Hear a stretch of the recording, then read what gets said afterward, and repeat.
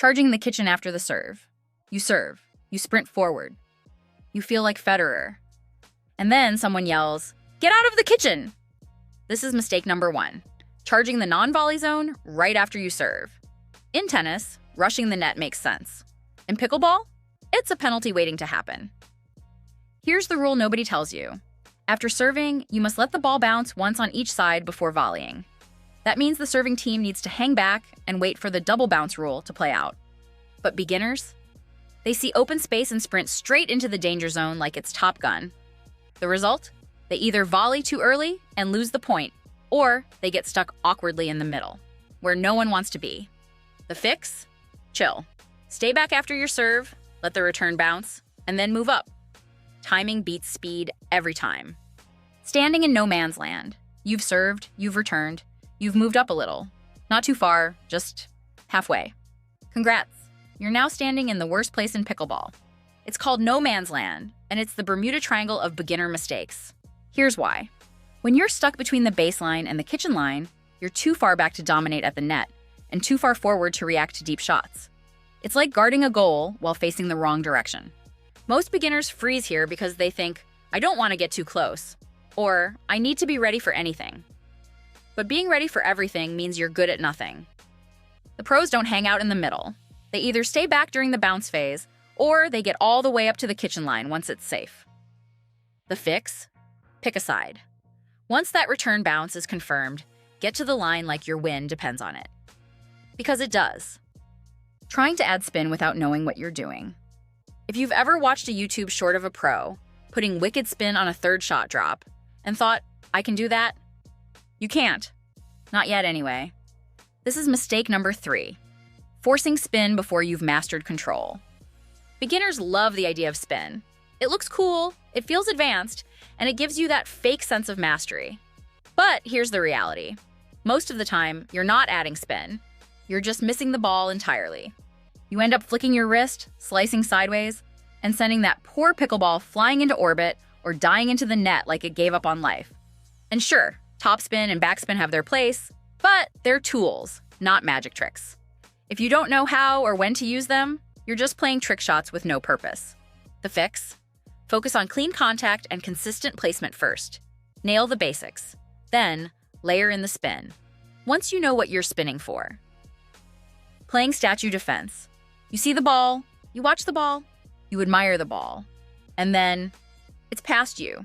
This is mistake number 4, not moving your feet. Beginners tend to play pickleball like they're glued to the court. They stand flat-footed, lean with their upper body, and reach for shots instead of stepping toward them. Here's the thing. Even though the court is small, the game moves fast.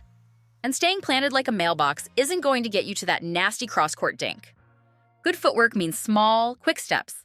It means adjusting your position before the ball gets to you, not reacting after it's already left. Pro tip. Never get caught watching the ball. Always be thinking about your next move. Pivot. Split step. Slide. Shift. Do anything except stand there and hope your paddle has telekinetic powers. Because once you start moving your feet, the game actually slows down, and your confidence goes way up. Treating the serve like a cannonball. Beginners love to start strong.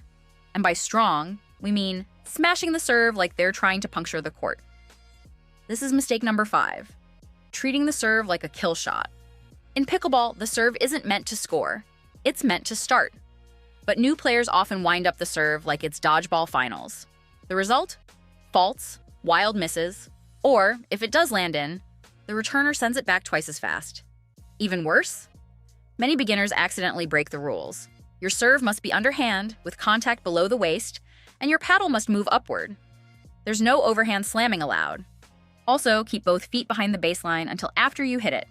No toe sneaking, no ninja lunges. The fix? Serve with purpose, not power. Aim deep, stay consistent, and give yourself time to set up for the next shot. It's not a weapon, it's a setup. Hitting every ball soft because you're being careful. Some beginners think pickleball is all about being gentle, so they play like they're handling a tray of cupcakes. Soft dinks? Fine. Soft third shots? Sure. But soft returns, soft serves, soft everything? That's a recipe for getting steamrolled. This is mistake number 6, being too careful with every shot. Playing conservative might feel safe, but if you give your opponents easy balls, they'll thank you by slamming it down your throat. Pickleball is about smart control, not mindless softness. A soft return gives your opponent time. A soft serve gives them positioning. A soft drive just gives them a highlight reel. You don't need to be a power hitter, but you do need to hit with intention. Mix it up. Drive with pace when you're on offense. Dink when it's strategic. Don't hand out freebies like it's Halloween. The fix? Ask yourself, what's the purpose of this shot? If the answer is, because I was scared, it's probably the wrong shot. Misunderstanding the kitchen, aka non-volley zone. The first time you hear "don't stand in the kitchen," you assume someone brought snacks.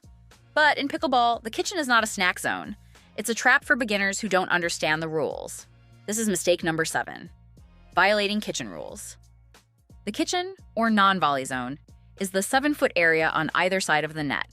Here's the rule. You cannot volley the ball while standing in or touching the kitchen. That means no jumping smashes from inside the line, no sneaky foot on the line volleys, no "oops, I didn't realize my momentum carried me in." And it gets trickier. Even if you volley outside the kitchen, but your momentum carries you in afterward, it's still a fault.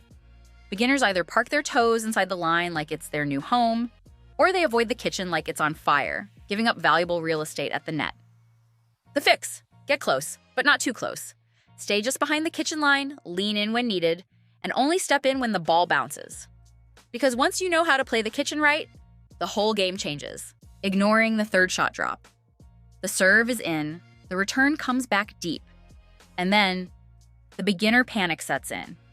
You either rip a drive, float a lob, or freeze and gently bump the ball right into your opponent's strike zone.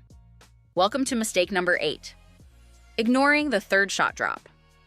The third shot drop is the unsung hero of smart pickleball.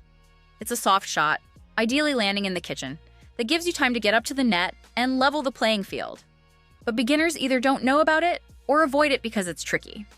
So instead, they try to blast a winner from the back of the court and end up handing over the point. The problem? Once your opponent is at the kitchen line and you're not, you're basically trying to win a sword fight with a pool noodle. The fix? Learn the drop early. Practice the arc. Practice the touch. Even if it's not perfect, it gives you a fighting chance to move up, reset the rally, and stop getting bullied from the baseline. The third shot drop isn't flashy, but it's one of the most important tools in pickleball. Use it or lose it. Lobbing as a default strategy. They're at the net. I'm in trouble. Better just lob it. Classic beginner logic and a classic beginner mistake. This is mistake number 9. Using the lob as a bailout instead of a weapon. Look, the lob has a place in pickleball, but if you're lobbing just because you don't know what else to do, you're basically tossing the ball into the sky and praying your opponent has vertigo. Most beginner lobs are short, obvious, and easily crushed. You give your opponent a free overhead, and they will take it. With force. The lob works best when it's surprising, high, and deep. Not when it's your default move because the dink rally got scary. The fix? Don't lob out of fear. Use it strategically, when you've pulled your opponent out of position or when they're hugging the kitchen too tightly. Otherwise, stick to dinks, drops, and drives. Because if your lob becomes predictable, so does your loss. Not having a game plan. You show up, paddle in hand, ready to play, and then you just react. Every point is a surprise. Every shot is a guess. Every rally is a free-for-all. This is mistake number 10. Playing without a plan. Beginners often treat pickleball like improv theater. Just vibe, swing, hope. But even at the most basic level, you need some kind of strategy. Who's the stronger player on the other team? Are they favoring their forehand? Do they hate dinks? Do they backpedal on lobs? If you don't know, you're just playing your own game, not the winning game. And it's not about overthinking, it's about paying attention. Noticing patterns, targeting weaknesses, working with your partner. The fix? Start each game with 1 or 2 goals. It can be as simple as keep them back or make her move to her left. Because in pickleball, the smartest player, not just the fastest one, usually walks away with the win. Improper paddle grip. Some beginners hold a paddle like it's a frying pan. Others grip it like they're about to joust. Either way, not great. This is mistake number 11, using the wrong grip. The most common beginner error is gripping too tight, choking up too high, or using a tennis-style grip that kills finesse. A proper grip, usually a continental grip, feels like shaking hands with the paddle. It gives you versatility, control, and the ability to switch between dinks, drives, and volleys with ease. If your hand's cramping halfway through the game, or your shots feel clunky and off-target, your grip might be the culprit. The fix: loosen your hold, adjust your placement, and practice switching grips for different types of shots. Grip isn't just about comfort, it's about control. Poor ready position. Picture this. The rally starts, and you're standing flat-footed, paddle dangling like you're waiting for a bus. That's mistake number 12, bad ready position. Good players always look like they're about to pounce.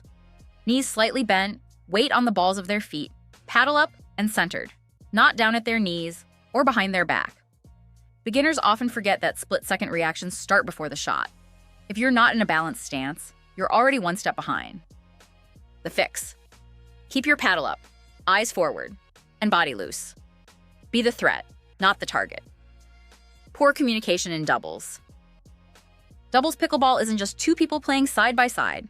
It's a team sport. And when neither player says, "Mine," that ball's already dead. This is mistake number 13, not communicating with your partner. Beginners often assume someone else will get it. Or worse, they both go for it and collide mid-rally. Silent partners lose points. The fix: talk. All the time. Mine. Yours. Switch. Watch the lob. You don't need to yell, but you do need to coordinate. Because a quiet team isn't mysterious. It's just a mess. Lack of shot variety. Dink, dink, dink, drive, dink, repeat. If your entire shot catalog fits on a sticky note, that's mistake number 14. Not practicing a variety of shots. Beginners fall in love with one or two moves, then panic when those don't work. A one-dimensional game is easy to read and easy to beat. The fix: practice drops, volleys, resets, lobs, and directional dinks. You don't need to be great at everything, but you need something for every situation. The more shots you have in your toolbox, the more games you'll win, because you won't be repeating the same broken play over and over again. Bad court positioning. Pickleball isn't just about shot making, it's about where you stand, and beginners often stand anywhere. This is mistake number 15, poor court positioning. Whether it's standing too far from your partner, creeping into no man's land, or leaving gaping holes down the middle, bad positioning is a silent point killer. The fix: stay connected with your partner. Move together as a unit. Cover the gaps. And always be thinking about the angles. Great players win with smart positioning. Beginners lose with accidental exposure. Skipping the warm-up and cool-down. You show up, grab your paddle, and jump into a game cold.